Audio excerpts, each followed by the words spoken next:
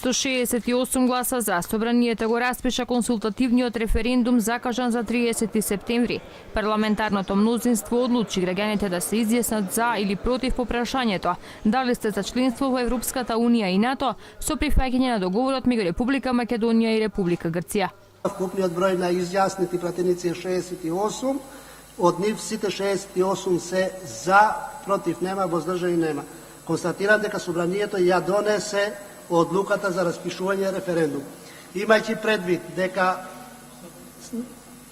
согласно донесената одлука на референдумот, граѓаните ќе се изјаснат за прашањето дали сте за членство во Европска унија и НАТО со прифаќање на договорот помеѓу Република Македонија и Република Грција.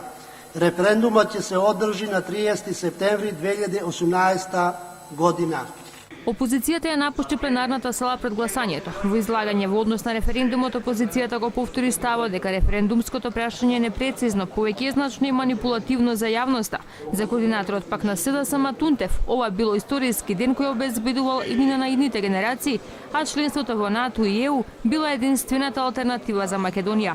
Дали изолирана, безперспективна, постојано под безбедносни закани, со меѓуетнички конфликти, нестабилна, економски неразвиена, без владење на правото и заробена во корупција, или Македонија која представува рамноправен партнер на европско и на светско ниво под заеднички безбедносен покрив, просперитетна и економски стабилна, каде што принципите на владење на правото, на почитување на правата на граѓаните ќе бидат основа и приоритет за секого.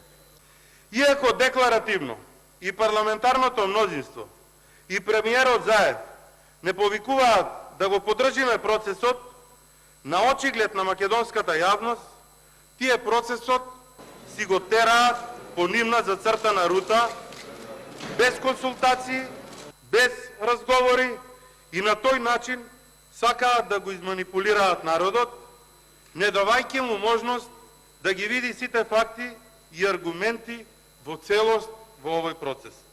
Претеничката група на ВМРО-ДПМН поднесе и два амандмани на предлог одлуката за распишување референдум, но не присуствуваа кога беа ставени на дневен ред и беа одбиени на гласањето. 164 гласа за, претениците ја изгласа и предлог одлуката за прераспределба на средствата помеѓу буџетските корисници на централната власт и помеѓу фондовите за спроведување на референдумот во висина од 3,5 милиони евра.